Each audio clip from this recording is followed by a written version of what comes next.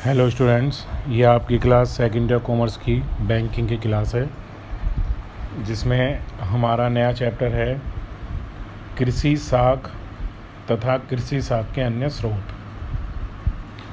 भारत एक कृषि प्रधान देश है।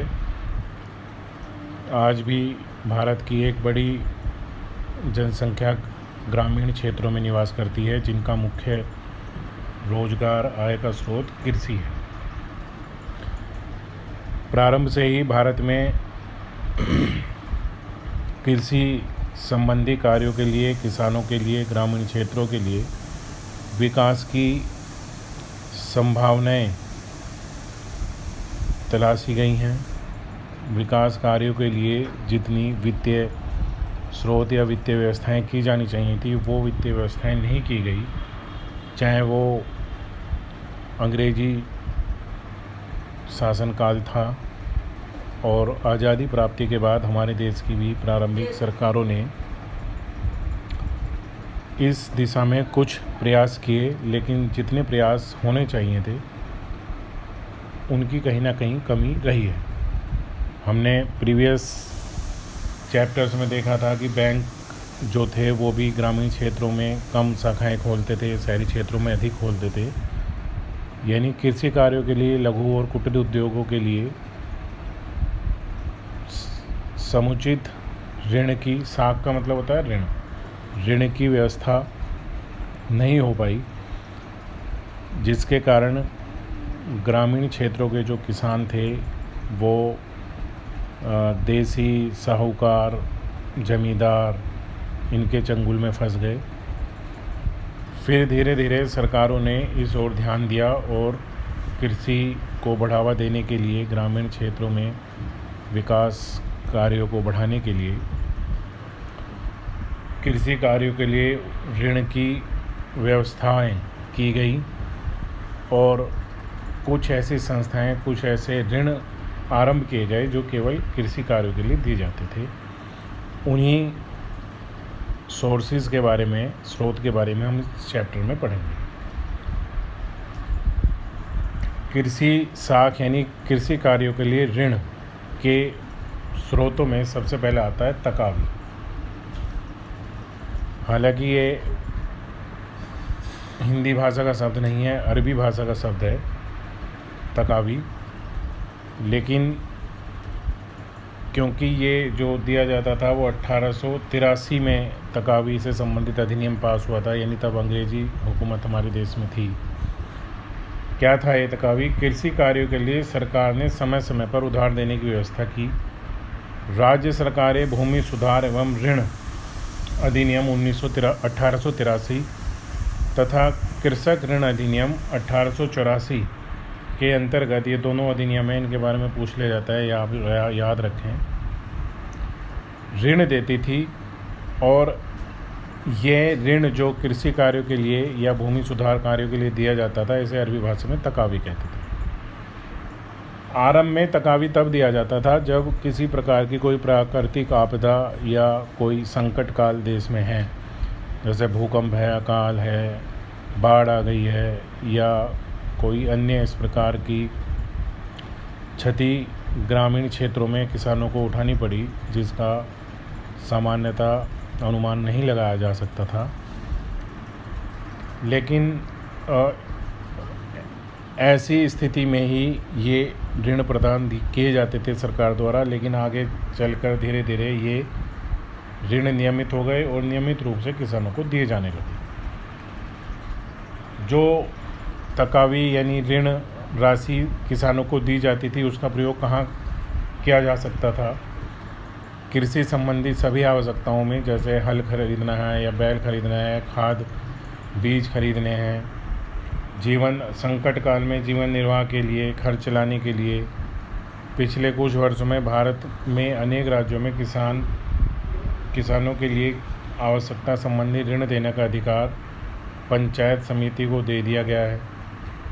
राज्य सरकारें अब केवल संकटकालीन ऋण बांटने का काम करती है। संपूर्ण देश में पंचायत राज स्थापित हो जाने के बाद राज्य सरकारों के कार्य पंचायत राज या पंचायतों के माध्यम से किए जाने लगे। लेकिन ये जो तकावी के रूप में ऋण राशि दी जाती थी, ऋण प्रदान किए जाते हैं, उनमें कुछ कमी थी, तभी वो पंचायत राज स्थापित किए गए, उन्हें दिया गया। क्या कमियां थीं वो? सबसे पहली कमी थी कि ग्रामीण साख सर्वेक्षण समिति ने ये स्पष्ट किया कि सरकार द्वारा दी गई तकावी की मात्रा बहुत कम है। नाम मात्र का ऋण प्रदान किया जाता था, जो किसी प्रकार से किसानों के जीवन स्तर में, विकास कार्यों में बहुत अधिक सहायता नहीं कर पाता था। बांटने में विलंब और भ्रष्टाचार। तकावी के ऋण किसानों को दिए जाने चाहिए थे, किंतु किसानों की यह शिकायत रहती थी कि उन्हें ऋण बहुत ही कम दिया गया है। ऋण प्राप्त करने के लिए रिश्वत देनी पड़ी है, समय पर ऋण प्राप्त नहीं हो पाया, इस प्रकार की शिकायतें आती थी। पक्षपात, क्योंकि कर्मचारियों को रिश्वत देकर तकावी ऋण की स्वीकृति प्राप्त हो जाती थी, तो जो बड़े किसान थे रिश्वत दे देते थे, या जिनका राजनीतिक प्रभाव था, वो लोग तकावी ऋण प्राप्त कर लेते थे। छोटे किसानों को ये राशि प्राप्त नहीं हो पाती थी।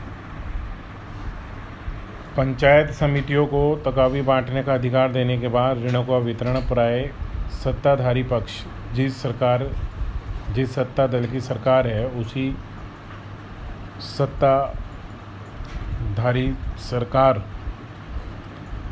के लोगों को ऋण प्राप्त होते थे।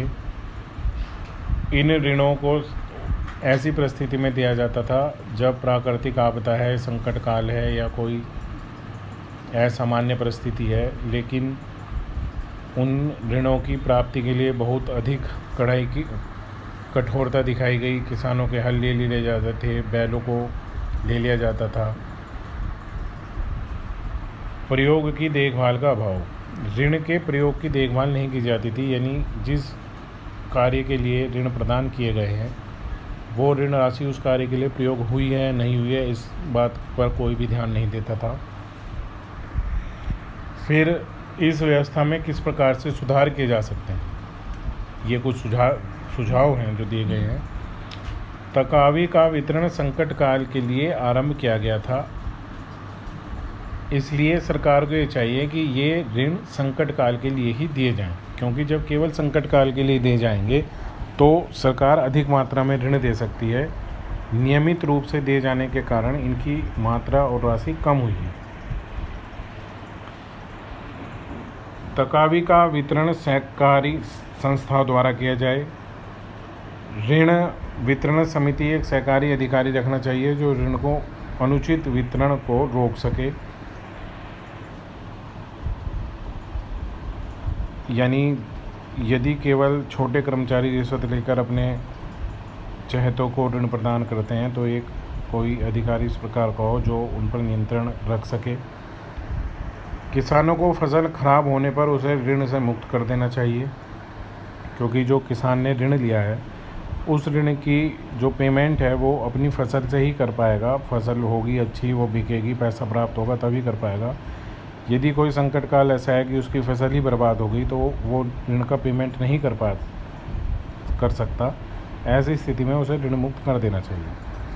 किसानों को ऋण प्राप्त करने के तरीके के प्रचार और किसानों को जानकारी दी जानी चाहिए। ग्रामीण क्षेत्रों में पहले बहुत बड़ा जनसंख्या का जो भाग था वो अनपढ़ था, उन्हें नहीं पता था किस प्रकार से ऋण प्राप्त किया जाएगा, क्या व्यवस्था है, सरकार ने किन किन नीतियों को, किन किन योजनाओं को शुरू किया है, ये जानकारी उन्हें दी जानी चाहिए।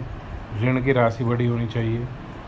छोटे किसानों को अधिक मात्रा में ऋण प्रदान किए जाने चाहिए। ऋण देने में तत्परता होनी चाहिए। ऋण प्राप्त करने के लिए अधिक औपचारिकताएं पूरी ना करनी पड़े किसानों को। ऋण की वापसी के लिए बहुत अधिक कठोर नियम ना अपनाए जाएं। राजनीतिक हस्तक्षेप की कमी हो, ये कुछ महत्वपूर्ण सुझाव हैं जिन्हें अपनाकर हम तकावी व्यवस्था को सफल बना सकते हैं और कृषि कार्यों के लिए समुचित ऋण प्रदान करके किसानों का, कृषि का ग्रामीण क्षेत्रों का और अपने देश के विकास में सहयोग दे सकते हैं। आगामी क्लास में जो अगला तकावी के बाद अगले स्रोत हैं उन पर चर्चा होगी। आप इसे ध्यानपूर्वक समझें और इसे अपनी नोटबुक में लिख लें। Thank you students.